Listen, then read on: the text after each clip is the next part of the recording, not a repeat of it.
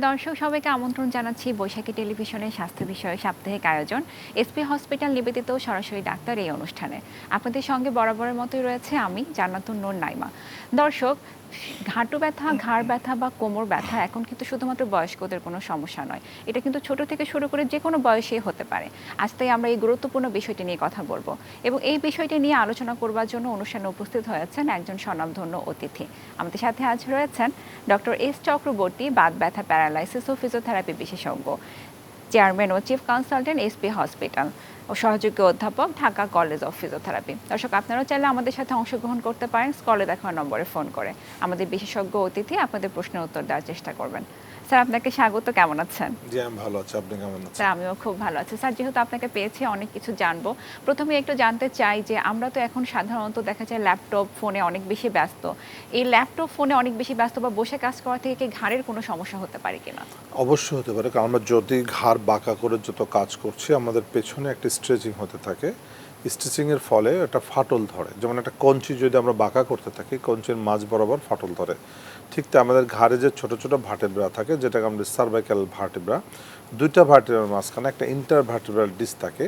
এই ডিস্ক মানে একটা টিউবের মতো, তো অতিরিক্ত স্ট্রেচিংয়ের কারণে টিউবটা ফেটে যায়, সাধারণত পেছন দিকে জয়েন্টটা ফেটে যায়, তখন ভিতর থেকে জেলিটা বের হয়ে যায়, যেটা নিউক্লিয়াস। এই নিউক্লিয়াসটা বেরো যখন স্পাইনাল ক্যানালের ভিতর ঢুকে গিয়ে নার্ভে চাপ দেয়, তখনই ঘাড় ব্যথা হয়। এই জন্য যারা বেশি কম্পিউটারে বা ঘাড় বাঁকা করে কাজ করছে, যারা মোবাইলে কাজ করছে, ল্যাপটপে কাজ করছে বা লেখালেখি করছে, টিচারদের প্রচুর পরিমাণে ঘাড় ব্যথায় তারা সাফার করছে। ওকে, তার মানে এটা যেহেতু আমরা এখন সবাই অভ্যস্ত, আমাদের সবারই এটা হতে পারে।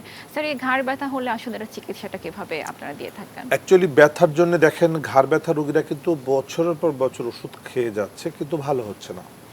কেন ভালো হচ্ছে না? কারণ ঘাড় ব্যথাটা কী কারণে হচ্ছে সেটা আইডেন্টিফাই না করার কারণ তারা ভালো হচ্ছে না। আমরা মূলত বলি ঘাড় ব্যথা দুইটা মূল কারণে হয়, একটা হচ্ছে মেকানিক্যাল নেক পেন, একটা প্যাথোলজিক্যাল নেক পেন।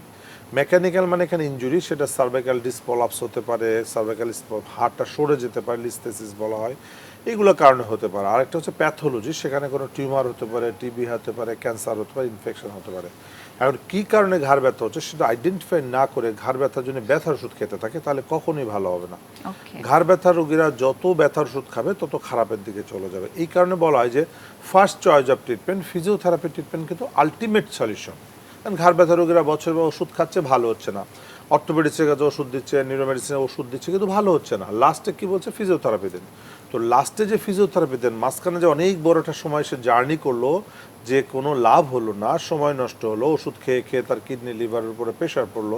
সো লাস্টে যেহেতু ফিজিওথেরাপি দিয়ে ভালো হচ্ছে, তো লাস্টে কেন ফিজিওথেরাপি দিবে? ফার্স্ট চয়েস অফ ট্রিটমেন্ট হবে ফিজিওথেরাপি। ফিজিওথেরাপিতে আসলেই আমরা যেটা বলছি যে একজন ফিজিওথেরাপিস্ট উনি কিন্তু ফার্স্ট কাজ হলো আগে আইডেন্টিফাই করে ডায়াগনোসিস করা।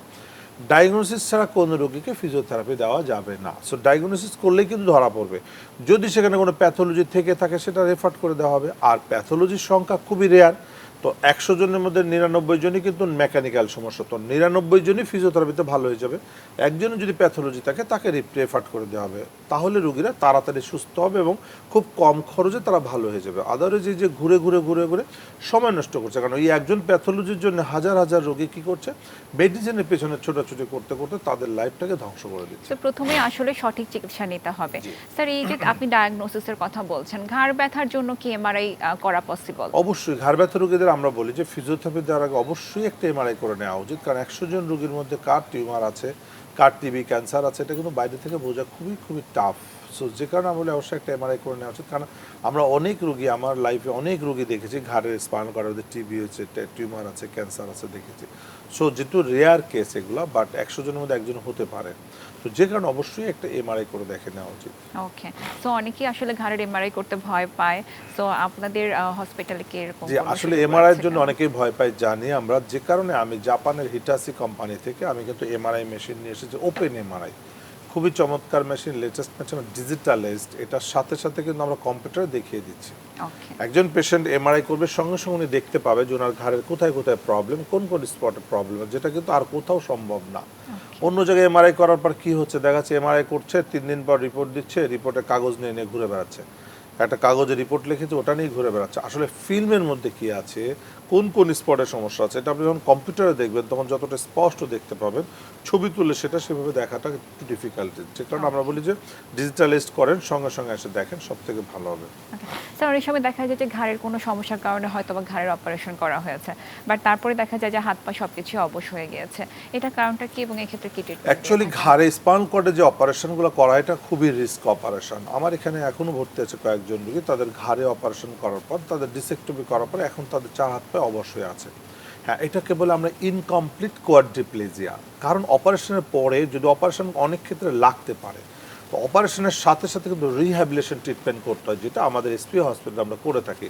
তাহলে সেই রোগী 100% সাকসেসফুল হয়ে যায়।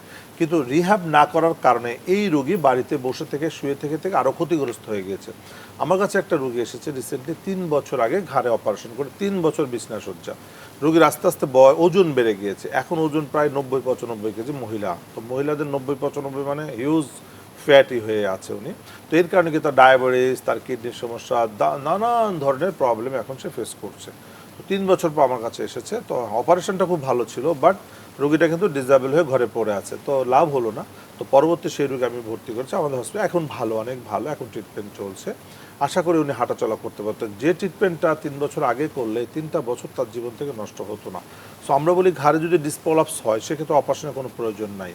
অপারেশন লাগতে যদি টিউমার থাকে বা ক্যান্সার থাকে বা টিবি স্পাইনে অনেক সময় টুকটাক অপারেশন লাগতে পারে, বাট অপারেশনের সঙ্গে সঙ্গে কিন্তু রিহ্যাবিলিটেশন বা ফিজিওথেরাপি ট্রিটমেন্টটা খুবই খুবই ইম্পর্টেন্ট।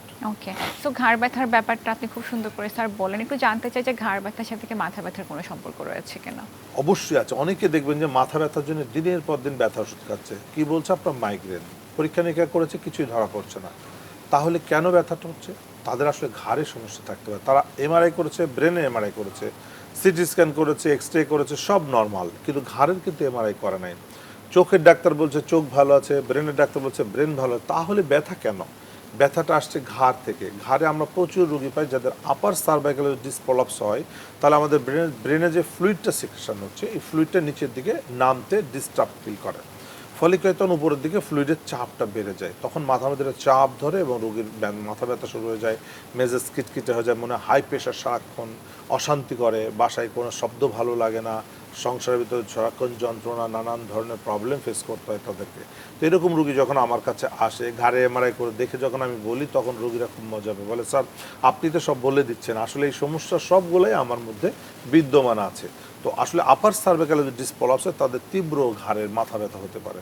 ওকে, স্যার খুব চমৎকার করে বললেন। স্যার একটু জানতে চাই যে ঘাড় ব্যথা হলে অনেকে দেখা যায় যে খুব কন্ট্রোললেস হয়ে হাঁটা চলা করে, এটার কারণটা আসলে কি? হ্যাঁ, অনেক সময় ঘাড় ব্যথা আছে, ঘাড় ব্যথা অনেক দিন ধরে ওষুধ খেতে খেতে ঘাড় ব্যথা কমে গিয়েছে, রোগী তো খুশি, কিন্তু হাঁটতে চলতে গেলে চলে যাচ্ছে ডানে বায়ে, কন্ট্রোল করতে পারছে না, একটা ইমব্যালেন্স বলা হয়।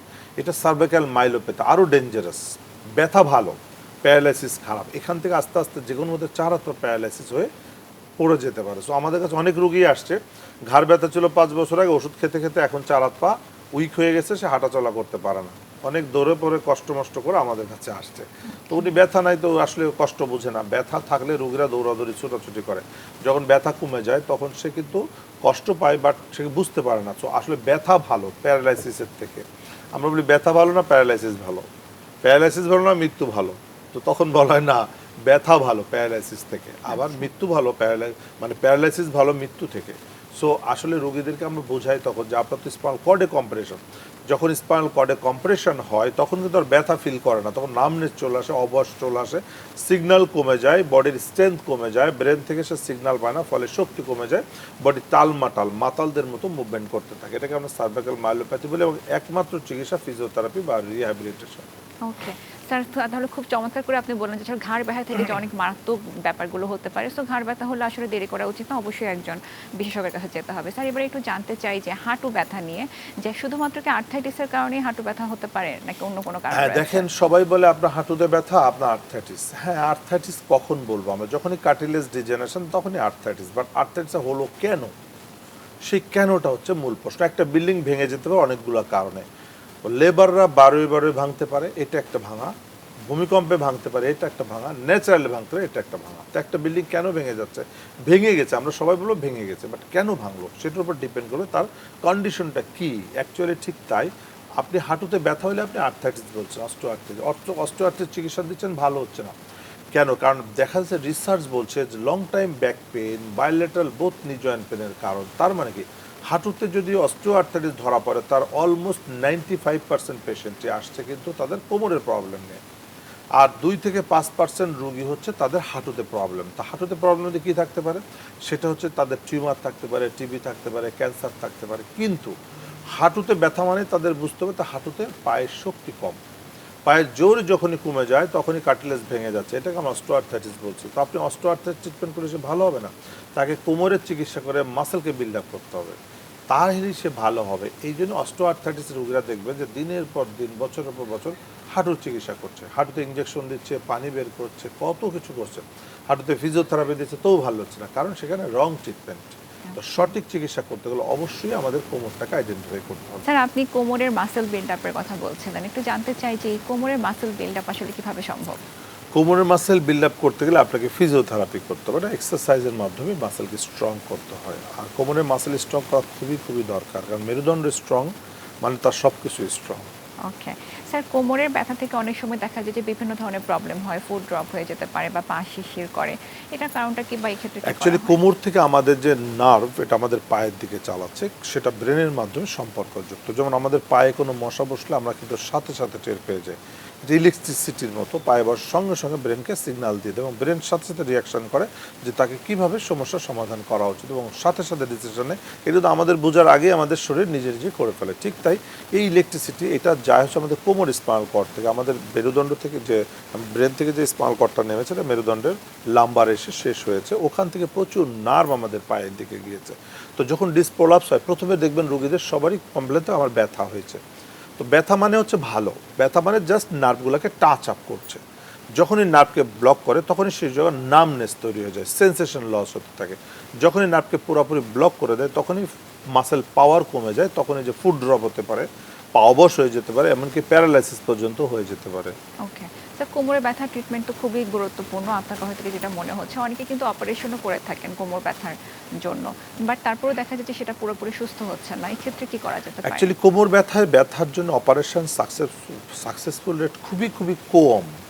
এই কারণে আমরা বলছি যে কোমর ব্যথা আসলে অপারেশনটা এমন একটা ইমার্জেন্সি না, বিশেষ করে পিএলআইডির ক্ষেত্রে। আমরা পিএলআইডির ক্ষেত্রে 100% ক্ষেত্রে বলছি অপারেশনের প্রয়োজন নাই, আগে কনজারভেটিভ ট্রিটমেন্ট, রেস্টে রেখে ফিজিওথেরাপি দিলে 100% রোগী সাকসেসফুল হয়ে যেতে পারে। বাট অপারেশন লাগতে হবে, টিউমার থাকে সেই ক্ষেত্রে অপারেশন লাগতে পারে, ভেঙে সরে গেছে সেই ক্ষেত্রে লাগতে পারে। বাট আমরা অপারেশন ছাড়াই ট্রিটমেন্ট করছি। আমরা এসপি হসপিটালে গত 20-22 বছরে অলমোস্ট লক্ষাধিক পেশেন্ট, 1 লক্ষর উপরে পেশেন্টকে আমরা অপারেশন বিহীন আমরা চিকিৎসা করে কোমর ব্যথা মুক্ত করেছি এবং সুস্থ আছে। যেটা আমরা বলছি সবসময় যে কোমর ব্যথা রোগীরা 42 দিন চিকিৎসা করবেন, 42 বছর ভালো থাকবেন। কারণ এই যে কোমর ব্যথার ট্রিটমেন্টে একবার ভালো হলে আর কখনোই হবে না। অনেকে বলে কোমর ব্যথা ফিজিওথেরাপি কি, এটা কি টেম্পোরারি কিনা, পার্মানেন্ট সলিউশনটা কি? অনেকে মানে permanent solution operation, no, permanent solution physiotherapy. ফিজিওথেরাপির মাধ্যমে, এটা ন্যাচারাল প্রসেস, ফিজিওথেরাপির মাধ্যমে যে ইনজুরিটা ছিল, ইনজুরিটা রিপেয়ার করে মাসেলকে বিল্ড আপ করে দেওয়া হয়। তো মাসেলটাই হচ্ছে আসল। আপনার মাসেল যত শক্তিশালী, জীবনে কোনোদিন কোমর ব্যথা হবে না। একজন ব্যক্তি 100 বছর পর্যন্ত কোমর ব্যথা মুক্ত থাকতে পারে যদি তার মাসেল স্ট্রং থাকে, বডির ফিটনেস ভালো থাকলে 100 বছরও কোমর ব্যথা হবে না। আর ফিটনেস ফল করলে 20 বছরও সে হাঁটতে পারবে না কোমর ব্যথার যন্ত্রণায়। ওকে, বাট স্যার যারা অপারেশন করেই ফেলেছে তারা কি এখন যদি ফিজিওথেরাপি নিতে চান তাহলে কি তাদের সেই সমস্যাটা থেকে তারা solve অবশ্যই, করতে কারণ পারবে? ফিজিওথেরাপি হচ্ছে ক্রিটিক্যাল রোগীদেরকে সুস্থ করতে সক্ষম হয়। ফিজিওথেরাপি বলা হচ্ছে, ফিজিওথেরাপি মানুষকে সচল করে। অপারেশন, হ্যাঁ অপারেশন জীবন বাঁচাচ্ছে, বাট সচল করতে গেলে ফিজিওথেরাপি লাগবে। যদিও আমরা বলছি অপারেশন করার দরকার নেই, বাট যারা করে ফেলেছেন তাদের হতাশ হবার কোনো প্রয়োজন নেই। কারণ কোমরে যারা অপারেশন করেছেন, হাঁটাচলা করতে পারছেন না, ব্যথা ভালো হয়নি, আমার কাছে প্রচুর রোগী আসছে এবং তাদেরকে আমরা কনজারভেটিভ ট্রিটমেন্টে এখানে রেখে স্পেশালি ভর্তি রেখে 3 থেকে 4 সপ্তাহের মধ্যে সম্পূর্ণ সুস্থ করে বাড়িতে পাঠিয়ে দিচ্ছে এবং ভালো হয়ে যাচ্ছে। আমার এখানে এখনও অনেক রোগী ভর্তি আছে যারা অপারেশন করেও ভালো হয়নি, আবার এখানে এসে ভর্তি হয়েছে। অনেক আছে 2 বার অপারেশন করেছে, 3 বার অপারেশন করেছে, তবু তারা ভালো হতে পারে নাই এবং এখানে এসে কনজারভেটিভ ট্রিটমেন্টে তারা সম্পূর্ণ সুস্থ হয়ে যাচ্ছে। সো যারা অপারেশন করেছেন তাদের আসলে ঘাবড়াবার কিছু নেই, তারা এই ফিজিওথেরাপি আমাদের এই চিকিৎসার মাধ্যমে সুস্থ হয়ে যেতে পারবে। So, তাহলে তো ফিজিওথেরাপির ভূমিকাটা খুব গুরুত্বপূর্ণ আপনি বললেন। একটু জানতে চাই যে যারা আসলে এই যে ফিজিওথেরাপি নিচ্ছেন, এটাকে কোমর ব্যথা ভালো হয়ে গেল পরে কি তাদেরকে আবার নিতে হবে? না, নেওয়া লাগবে না। কারণ কি ফিজিওথেরাপি তো পার্মানেন্ট সলিউশন করে দিচ্ছে। যেমন একটা হাড় ভেঙে গেল, আপনি প্লাস্টার করলেন, জোড়া নিল। জোড়া নিলে কিন্তু পার্মানেন্ট হয়ে গেল, আর কিন্তু প্লাস্টার করা লাগবে না। ঠিক তাই ফিজিওথেরাপি চিকিৎসা হচ্ছে একটা নির্দিষ্ট কোর্স। ফিজিওথেরাপি অ্যান্টিবায়োটিকের মতো কাজ করে। যেমন কোমর ব্যথা রোগীদের কতদিন ফিজিওথেরাপি দেওয়া উচিত? 3 থেকে 4 সপ্তাহ, এর বেশি ফিজিওথেরাপির কোনো দরকার নাই। আমরা এসপি হসপিটালে 3 সপ্তাহ, ম্যাক্সিমাম 4 সপ্তাহে প্রত্যেকটা কোমর ব্যথা রোগী ভালো হয়ে যাবে। তাহলে তো তেমনি খুবই অনেক, সহজ হ্যাঁ, লাগছে। প্রত্যেকটা ডোজ আছে, ফিজিওথেরাপির ডোজ আছে। হ্যাঁ, যারা না জানে, ওই যে অনেক ফিজিওথেরাপি সেন্টার আছে যেখানে ফিজিওথেরাপি বিশেষজ্ঞ নেই, সেখানে গিয়ে মাসের পর মাস, জি। বছরের পর বছর ফিজিওথেরাপি দিচ্ছে, কিন্তু কোনো রেসপন্স নাই। একটু ভালো লাগে, আবার খারাপ লাগে, ভালো লাগে, আর খারাপ লাগে, কারণ এক্স্যাক্টলি তারা এটাই কোনো, কিন্তু হচ্ছে জি, স্যার। এইটার কারণেই কিন্তু তারা ফিজিওথেরাপি নিয়ে তারা সাকসেসফুল হচ্ছে না। কারণ সেখানে কোনো ফিজিওথেরাপি বিশেষজ্ঞ নাই, সেখানে কোনো প্রফেসর নাই। তো যারা বিশেষজ্ঞ নাই, সেখানে শুধু থেরাপি দিলে তো হবে না। থেরাপি তো একটা লেম্যান দিতে পারে। আমি শিখাই দিলাম, আমার অ্যাসিস্ট্যান্ট ফিজিওথেরাপি দিবে, কিন্তু ফিজিওথেরাপি দেওয়ার আগে যে ডিজাইন করতে হবে, যেমন একটা বিল্ডিং বানাতে গেলে একজন আর্কিটেক্ট লাগবে যে ডিজাইন করবে, কিন্তু লেবার হচ্ছে ইট গাঁথবে। তো লেবার কিন্তু বিল্ডিং বানাইতে পারবে না যদি না আর্কিটেক্টের সাহায্য থাকে। আর্কিটেক্ট ছাড়া একটা বিল্ডিং বানালে সেই বিল্ডিংয়ের ভেতরে কিন্তু কেউ ঢুকতে পারবে না। ঠিক তাই ফিজিওথেরাপি দেওয়ার আগে অবশ্যই বিশেষজ্ঞ ডিজাইন করতে হবে। যেমন আমরা ডিজাইন করে দিচ্ছি, আমার শত শত রোগী ভালো করছে আমার অ্যাসিস্ট্যান্ট, কিন্তু ডিজাইনটা তো আমি করছি, তার মানে ওই ট্রিটমেন্টটা কিন্তু আমার ট্রিটমেন্ট। সো আমার প্ল্যান ছাড়া তারা যতই চিকিৎসা করুক, রোগী ভালো হবে না। তার মানে স্যার এই যে যখন তখন সারা দিন বা সারা মাস ব্যাপী আসলে ফিজিওথেরাপি করা উচিত কোনো না, প্রয়োজন নাই, অবশ্যই একজন এক্সপার্টের কাছ থেকে একটা এবং খুব নির্দিষ্ট লিমিটেড সময়। টাইম এর মধ্যে একটা ডিজাইন। তার যেমন প্রেসক্রিপশন, যেমন অ্যান্টিবায়োটিকের ডোজ থাকে, কোনো অ্যান্টিবায়োটিক 7 দিন, কোনো অ্যান্টিবায়োটিক 14 দিন, কোনোটা 21 দিন, কোনোটা 3 মাস, কোনোটা 6 মাস। এটা কিসের উপর ডিপেন্ড করে? তার ভাইরাস বা ব্যাকটেরিয়া যে তার কি কারণে হচ্ছে, সেই ইনফেকশনের কারণে কতদিন লাগবে, এটা কিন্তু যে বিশেষজ্ঞ, মেডিসিন বিশেষজ্ঞ, উনি কিন্তু বলে দিবেন। ঠিক তাই ফিজিওথেরাপি বিশেষজ্ঞ বলে দিবে যে কোন থেরাপি কতদিন দিতে হবে। কোমর ব্যথার জন্য কতদিন লাগবে, হাঁটু ব্যথার জন্য কতদিন লাগবে, স্ট্রোকে প্যারালাইসিসের জন্য কতদিন লাগবে, ঘাড় ব্যথার জন্য কত। এক ডোজ কিন্তু হবে না, এক একটা ডোজ, এক একটা স্টাইল, এক একটা ডিজাইন, কোন ফিজিওথেরাপি কিভাবে দিতে হবে, এটা কিন্তু ডিপেন্ড করবে একজন বিশেষজ্ঞের উপরে। এবং কার আসলে কতটুকু প্রবলেম হয়েছে সেটার উপর ডিপেন্ড করে আপনারা ফিজিওথেরাপিটা দিয়ে থাকেন। স্যার একটু জানতে চাই, যারা স্ট্রোক করে প্যারালাইসিস হয়ে আছেন অনেক বছর ধরে, হয়তো বা সঠিক ফিজিওথেরাপি তারা পাননি, তাদের ক্ষেত্রে কি করা যেতে হ্যাঁ, পারে? দেখেন, স্ট্রোক করে প্যারালাইসিস হচ্ছে, স্ট্রোকের প্যারালাইসিসের আসল ফিজিওথেরাপিটা কি সেটা অনেকেই পাচ্ছে না। কারণ বাংলাদেশে স্ট্রোকের ফিজিওথেরাপি খুবই খুবই খারাপ অবস্থান আছে বাংলাদেশে। কারণ বাংলাদেশে দেখা যাচ্ছে যে ফিজিওথেরাপি মানে তারা ব্যায়াম করাচ্ছে। স্ট্রোক হওয়ার পরে বিশেষজ্ঞ বলে দিচ্ছেন আপনি বাসায় গিয়ে ব্যায়াম করেন। তো বউ, জামাই, ছেলে, মেয়ে যারে পাচ্ছে তারা দিয়ে ব্যায়াম করাচ্ছে, ফলে কি হচ্ছে, তাদের স্পাস্টিক হয়ে যাচ্ছে, হাত দেখবেন বাঁকা হয়ে যাচ্ছে। এটা শুধু ব্যায়াম করার কারণে হচ্ছে। একটা হাত ছিল প্যারালাইসিস, তাকে তারা হাইপারটোন বানায় ফেললো শুধু ব্যায়াম করার কারণে। স্ট্রোকের ফিজিওথেরাপি ব্যায়াম না। আমি সবসময় বলছি, স্ট্রোকের ফিজিওথেরাপি তারপর ব্যায়াম দিবেন না।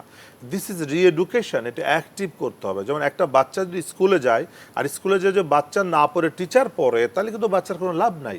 তো টিচারই শুধু পড়ে যাচ্ছে, তার মানে কি, এটা যেমন ব্যায়াম করাচ্ছে, যে করাচ্ছে তারই লাভ হবে, যার করাচ্ছে তার কোনো লাভ নাই।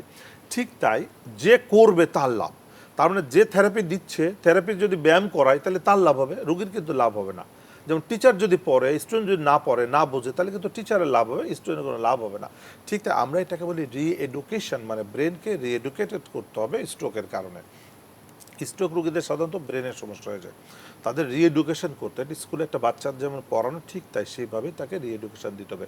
এটাকে আমরা বলি active assisted, active and active resisted, not passive. মানে কেউ ব্যায়াম করে দেওয়াকে বলা হয় প্যাসিভ এক্সারসাইজ। প্যাসিভ হচ্ছে তাদের জন্য হারাম। প্যাসিভ কখনো কোনো স্ট্রোক পেশেন্টের জন্য প্রযোজ্য না, কখনোই না। সবসময় হচ্ছে বলা হচ্ছে অ্যাক্টিভ অ্যাসিস্টেড, অ্যাক্টিভ এবং অ্যাক্টিভ রেজিস্টেন্ট। এটা হচ্ছে সূত্র স্ট্রোক রোগীর সুস্থ করার। এই সূত্রে থাকলে স্ট্রোক রোগী 100% সুস্থ হবে। এবং স্ট্রোক রোগীর চিকিৎসা করার জন্য 4 থেকে 12 সপ্তাহ সর্বোচ্চ সময় লাগবে। তাহলে এই যেসব রোগীরা বাসায় পড়ে আছে বছরের পর বছর, তারা শুধুমাত্র ভুল ট্রিটমেন্টের শিকার হচ্ছে। এতে কি হচ্ছে, আমাদের সমাজ ক্ষতিগ্রস্ত হচ্ছে, ফ্যামিলি ক্ষতিগ্রস্ত হচ্ছে, পার্সন টু পার্সন ক্ষতিগ্রস্ত হচ্ছে। কেন? তারা ডিসএবিলিটি বেড়ে যাচ্ছে, আমাদের দেশ ক্ষতিগ্রস্ত হচ্ছে। সো আমি সরকারকে বলবো, সবাইকে বলবো যে স্ট্রোক পেশেন্টরা যারা প্যারালাইজ, তাদের রিহ্যাবিলিটেশনে মনোযোগ দিতে হবে। একই স্ট্রোককে আপনি ওষুধ দিয়ে নিউরোসায়েন্সে রেখে বাঁচাই দিচ্ছেন, বাঁচানো বসে ঘরে বসেছে যে প্যারালাইসিস হয়ে, ডিসেবল হয়ে, সমাজের বোঝা হয়ে যাচ্ছে, সেদিকে কারোর মনোযোগ নেই। সো রিহ্যাবিলিটেশন পার্টে বেশি করে সময় দিত। বাংলাদেশে কোনো রিহ্যাবিলিটেশন সেন্টার গড়ে ওঠে না এখন পর্যন্ত স্ট্রোক রোগীদের জন্য, একমাত্র এসপি হসপিটাল ছাড়া। এসপি হসপিটালে স্ট্রোক রোগীরা আসলে তারা কিন্তু সুস্থ হয়ে হেঁটে বাড়িতে যাচ্ছে। আমার কাছে প্রচুর স্ট্রোক রোগী আছে যারা এসে ট্রিটমেন্ট নিয়ে সুস্থ হয়ে যাচ্ছে। আর্লি স্টেজে আসলে তাড়াতাড়ি ভালো হয়ে যাবে, দেরি করলে তাদের সময় বেশি লেগে যাবে। এতে কি হচ্ছে, আর্থিক ক্ষতি হচ্ছে তারা। ওকে স্যার, খুব চমৎকার করে বললেন যে প্রথমত 3 মাস হয়তোবা সময় লাগছে, 1 থেকে 3 মাস, এবার দেরি করলে এটার সময়টুকু আরো বেশি বেড়ে যেতে পারে। স্যার আপনি একটু বলছিলেন যে ব্যায়াম এবং ফিজিওথেরাপি এক না, কিন্তু সবাই অনেকেই এটাকে একই জিনিস মনে করে। ডিফারেন্সটা একটু জানতে চাই। দেখেন ফিজিওথেরাপি আর ব্যায়াম, ব্যায়ামটা হচ্ছে কেমন, আমি বললাম যে ওষুধের ফার্মেসি, একটা ফার্মেসি আর একজন পেশেন্টের ওষুধ কিন্তু এক না। একটা ফার্মেসিতে প্রচুর ওষুধ থাকে, কিন্তু একজন প্রেসক্রিপশনধারী রোগীর ওষুধ কিন্তু নির্দিষ্ট, সে প্রেসক্রিপশন অনুযায়ী ওষুধ খাবে। এমন না যে ভাই প্রেসক্রিপশন দিলাম, এখানে 3টা ওষুধ লেখা আছে, 3টা দাও, সাথে আরও 4-5টা ভালো ভালো ওষুধ দিয়ে দাও, তা কিন্তু না। ঠিক তাই ব্যায়াম, একটা মানুষের শরীরে অনেক ব্যায়াম আছে, এটা ফার্মেসির মতো। এখান থেকে কোন কোন ব্যায়াম কোন কোন রোগের জন্য প্রযোজ্য সেটা কিন্তু ডিপেন্ড করবে একজন কনসালটেন্ট, সে তার রোগ অনুযায়ী সিলেক্ট করবে। তো বিশেষজ্ঞ সিলেক্ট করবে যে হ্যাঁ এই ব্যায়ামগুলো লাগবে, ঠিক ওই ব্যায়ামই লাগবে, এর বেশি কোনো ব্যায়াম দেওয়ার সুযোগ নাই। আমি একটা রোগীর কোমর ব্যথার জন্য তাকে আমি ট্রিটমেন্ট দিলাম, 7 দিন ট্রিটমেন্ট দেওয়ার পরই ভালো হয়ে গেছে। তো তার ছিল এক্সটেনশন ট্রিটমেন্ট, তো উনি খুব খুশি, আমি ভালো হয়ে গেছি। তো উনি অবাক লাগছে যে আমি 4 দিন 5 দিন ব্যায়াম করে আমার রোগ ভালো হয়ে গেল, আমার ওষুধ খাওয়া লাগলো না, তো আমি ব্যায়ামই করবো সারা জীবন। খুব ভালো, উনি খুব খুশি হয়ে হ্যাপি হয়ে উনি কী করলো, উনি ইউটিউবে আরও কিছু ব্যায়াম দেখলো, যে আমি যে 4টা এক্সারসাইজ দিয়েছি, আমি বলছি এইটা করে না, বাইরে করে না। উনি কী করছে, আর 3-4টা এক্সারসাইজ নতুন করছে, তার মধ্যে একটা ছিল উল্টা ফ্লেকশন এক্সারসাইজ, মানে চেয়ারে বসে পাটা ধরা। যেই চেয়ারে বসে পাটা ধরা ব্যায়াম করছে, ওনার পেছন দিক দিয়ে জেল আবার বের হয়ে গেছে। বের হয়ে গেলে উনি আর সোজা হতে পারেন, অবস্থা খুবই ভয়াবহ। আমার কাছে নিয়ে আসছে অ্যাম্বুলেন্সে করে। আমি বললাম কী ব্যাপার, আপনি ভালো হয়ে গেলেন 4 দিন আগে, এখন এত খারাপ অবস্থা কেন? বলে স্যার আমি তো স্যার একটা এক্সট্রা ব্যায়াম করতে গেছিলাম। আমি আপনাকে কে বলছে এক্সট্রা ব্যায়াম করার জন্য? কি করছেন, সামনে ঝুঁকে ব্যায়াম করে, আপনি এটা আপনার জন্য নিষিদ্ধ। আপনার শুধু ব্যাক এক্সটেনশন এক্সারসাইজ ছিল, আপনি কেন ফ্লেকশন গ্রুপে চলে গেলেন? তার মানে কি এক্সারসাইজ আপনাকে ভালো করতে পারবে, এক্সারসাইজ আপনাকে প্যারালাইসিস করে দিতে পারবে। এক্সারসাইজ মুভমেন্ট যদি সঠিক না হয় তাহলে কি হবে? মনে করেন আপনি যাবেন চট্টগ্রাম, তো চট্টগ্রাম হচ্ছে কোন সাইডে, আপনি উল্টা দিকে যদি মুভমেন্ট শুরু করেন, যে চট্টগ্রাম বাদে খুলনার দিকে মুভমেন্ট করলাম, তো আপনি উল্টা দিকে চলে যাচ্ছেন। ঠিক তাই এক্সারসাইজ ঠিক তাই, আপনি সঠিক ডিরেকশনে না গেলে উল্টা দিকে যাবেন, উল্টা দিকে গেলেই সর্বনাশ, আপনি আপনার গন্তব্যে পৌঁছাতে পারবেন না। আরও ভয়ঙ্কর ঘটনা ঘটতে পারে, সেখানে আপনার আর্থিক ক্ষতি হতে পারে, শারীরিক ক্ষতি হতে পারে, অনেক সময় নষ্ট হতে পারে। এই কারণেই বলা হচ্ছে যে ফিজিওথেরাপি, যেটাকে বলে থেরাপিউটিক এক্সারসাইজ, আর ব্যায়াম কখনোই এক না। এই জন্য না জেনে না বুঝে ইউটিউব দেখে ফেসবুক দেখে কোনো দিন শরীরের নিজের ক্ষতি করবেন না, কোনো এক্সারসাইজ করবেন না। স্যার খুব চমৎকার করে আপনি আসলে ব্যায়াম এবং ফিজিওথেরাপির পার্থক্যটা বলে দিয়েছেন। স্যার একটু জানতে চাই, এখন খুব কমন একটা সমস্যা আমরা সবাই শুনতে পাই, ফ্রোজেন শোল্ডার, বা হাত উঠাতে পারছে না, হাত নাড়াতে পারছে না, এটার কারণটা কি? ফ্রোজেন শোল্ডার হচ্ছে, এটা আসলে বেশিরভাগ ক্ষেত্রে আমরা দেখা যাচ্ছে যারা ডায়াবেটিস রোগীদের খুব বেশি হচ্ছে, এবার এছাড়া বয়স্কদের হতে পারে, যারা বেড রিডেন থাকে তাদের হতে পারে, যারা বেশি স্যুট কোট পরে তাদের হতে পারে। ফ্রোজেন শোল্ডার হচ্ছে শোল্ডার জয়েন্টটা জমে যায়। ফ্রোজেন শোল্ডার আগেরটা বলা হয় ক্যাপসুলাইটিস, ক্যাপসুলাইটিসের পরে সেটা অ্যাডহেসিভ ক্যাপসুলাইটিস, মানে জমে যাচ্ছে। তো ফ্রোজেন শোল্ডারে প্রচণ্ড কষ্ট হয়, রাতে ঘুম হারাম হয়েছে। আমার কাছে প্রচুর রোগী আসে ফ্রোজেন শোল্ডার নিয়ে, অনেক লেট করে আসে। ফ্রোজেন শোল্ডার 3টা স্টেজ থাকে, স্টেজ 1, স্টেজ 2, স্টেজ 3। স্টেজ 1-এ যখন ব্যথা শুরু হয়ে যায় তখনই সাথে সাথে ফিজিওথেরাপি করা উচিত। তা না করে অনেকে ব্যথা ওষুধকে ব্যথা কমানোর চেষ্টা করে, তখনই অ্যাডিশন হয়ে যাচ্ছে। ফ্রোজেন শোল্ডার রোগীরা কখনোই ব্যথা ওষুধকে সময় নষ্ট করা উচিত না, সাথে সাথে ফিজিওথেরাপি করতে হবে। যদি প্রথমে শুরু থেকে আসে একদিনে ভালো হয়ে যাবে। যদি লেট করে স্টেজ 1 থেকে 2-তে চলে যায় তাহলে 3 থেকে 4 সপ্তাহ লাগবে। যদি স্টেজ 3-তে চলে যায় তাহলে 3 থেকে 6 মাস লেগে যাবে। দেখছেন কি অবস্থা?